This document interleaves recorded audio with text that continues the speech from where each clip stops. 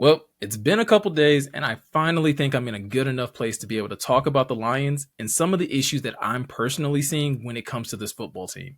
Sit back and get ready to have a really uncomfortable conversation.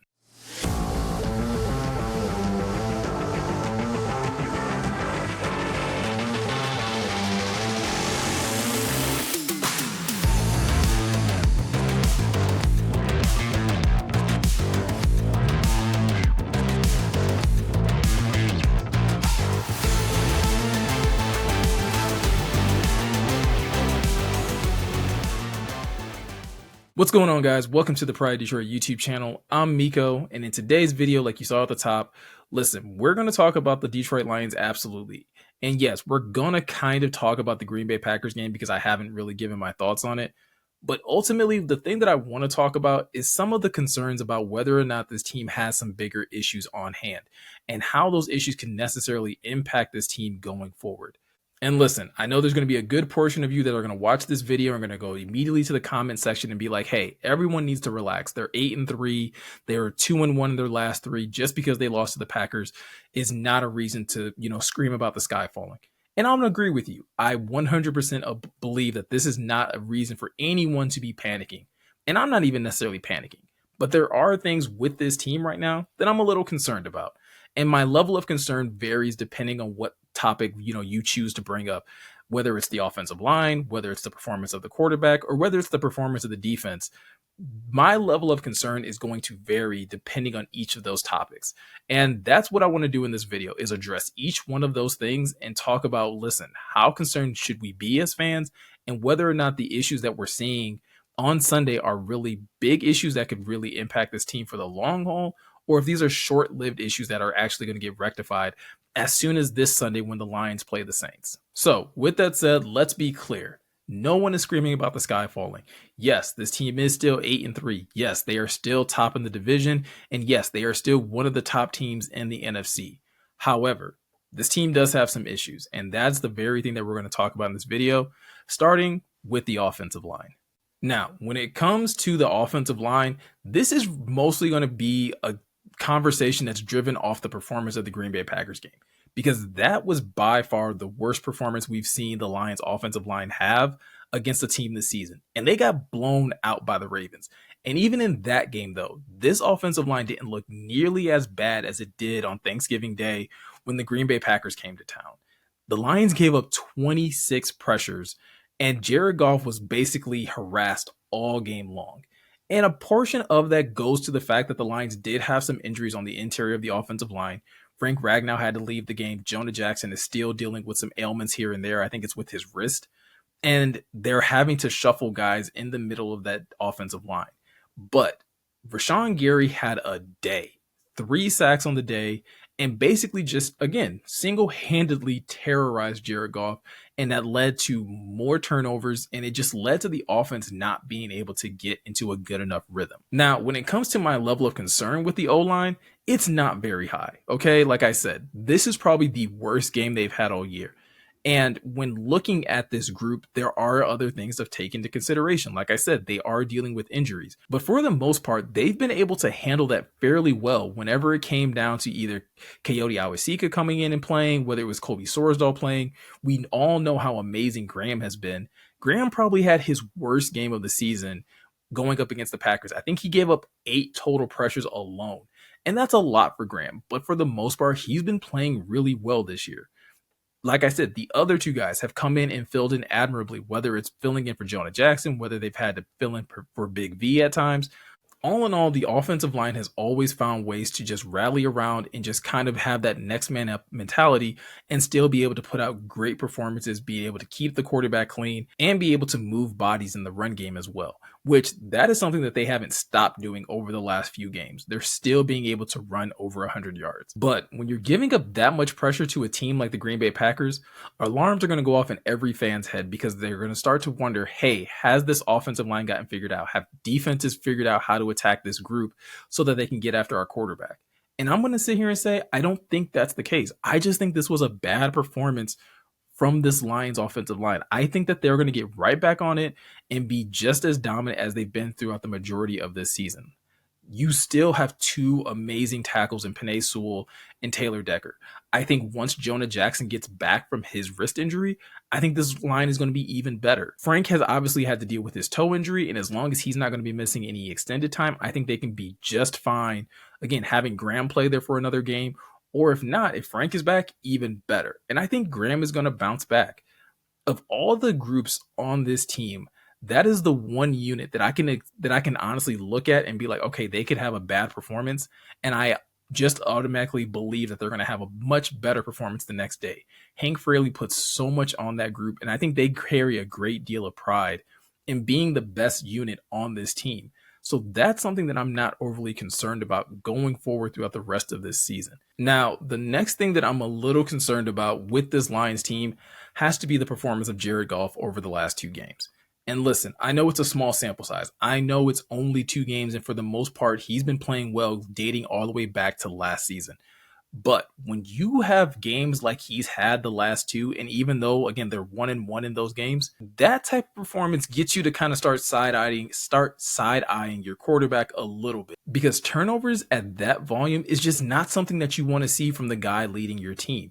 When it comes to this offense, especially if some part of it is struggling, let's say the offensive line, which struggled against Green Bay, if that unit is already struggling, you make that issue 10 times worse if you start turning the ball over.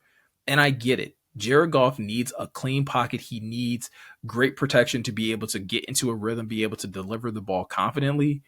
But even if that doesn't happen, there's still going to be a great deal of, expectation placed on you to at least, again, not turn the ball over. I get if you can't necessarily step into some of your throws. I get if you're not able to necessarily connect with your receivers because everything in your mind is moving a lot faster because you're being pressured. I get that. But when turnovers start happening and those turnovers turn into points, a lot of people are going to start looking back at the quarterback and saying like, hey, the least you could do is not turn the ball over. And I think that's at least where I am with Jared Goff at this point. I've come to grips with the fact that Jared Goff is not the type of quarterback that's just going to make stuff happen out of thin air, that he needs structure, that he needs everything to be, in a certain timing, that he needs rhythm and all of those things. I've come to accept that from him. The one thing, though, that he is in control of is how frequently he turns the football over. And in the last two games, 6 turnovers in 2 games is just not going to cut it.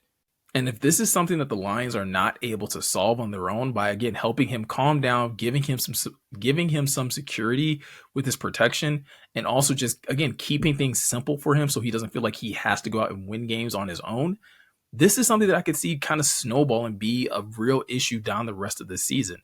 Now, do I think the New Orleans Saints have like this amazing defense that the Lions need to be concerned about?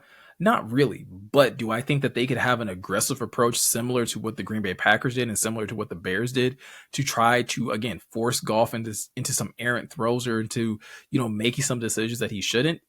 Absolutely. And then you look at the rest of the schedule. The Minnesota Vikings have Danielle Hunter, and Danielle Hunter has been racking up sacks left and right. You look at the Denver Broncos, and again, not a great defense, but again, they've been finding ways of finding success and being able to pressure quarterbacks. You look at the Bears that you have to play again. They found ways of being able to generate pressure and get after Jared Goff and be able to force him into some turnovers as well. And then you also have to still play the Dallas Cowboys, which is a defense that not only forces turnovers, but turns those turnovers directly into points. If your quarterback can't be more secure with the football and make better decisions, that puts a lot of strain, not just on, again, your offensive line, your skill players, but it puts a lot of strain on your defense to be able to stand up and be able to limit those turnovers turning into points. And so far, that hasn't been a recipe for success when it comes to the defense. So yeah, I'm concerned about Jared Goff. Do I think he'll get it together? Absolutely. I do think there's enough that they can do. Like I said, first starting with the offensive line. And I think if they can get that secured, then it just becomes about like, okay, let's simplify everything. The run game has been solid for this team. And if they can just start running the ball a little bit more, get Jared Goff back into that rhythm of play action and being able to dump off the ball, dink and dunk his way here and there and still be able to take some deep shots to, Jameson or Amon-Ra or Josh Reynolds, then I think this offense can be fine. And I think he'll be fine. And I think he'll be in a better, mental state to not turn the ball over. But right now, something's not connecting and it's turning into a lot of mistakes on his end. And those mistakes are seeming to cost the Lions over the last few games. Now, on to the last thing that has me very concerned about this team going forward. And it shouldn't be a shock to anybody, but it's the Lions defense. And I don't want to just talk about, again, the defense in this, grand scale of like, hey, Aaron Glenn's not doing the right thing or there's something wrong with the scheme. In actuality, I think those two things are fine. Morgan and I did a video when we looked at the Chargers game, and I don't think there's necessarily anything wrong with the scheme. I don't think Aaron Glenn is asking his defense to do anything overly complicated. But I do think there's an issue when it comes down to the talent on this defense and their ability to execute when called upon. Those two things are failing this defense as a whole. And we'll get to it closer to the end of this conversation, but I do think there are two people that are definitely, I don't want to say to blame, but there are two people who have to take more ownership of that being a deficiency when it comes to this team. But there's no sugarcoating it. When it comes to this defense, they're just not pulling their weight enough when it comes down to helping this team win games. When it comes down to, like I said, with the offensive line has rarely had bad games. Jared Goff has rarely had bad games. He's had 2 back-to-back. That's a little concerning. But for the most part, he's been solid.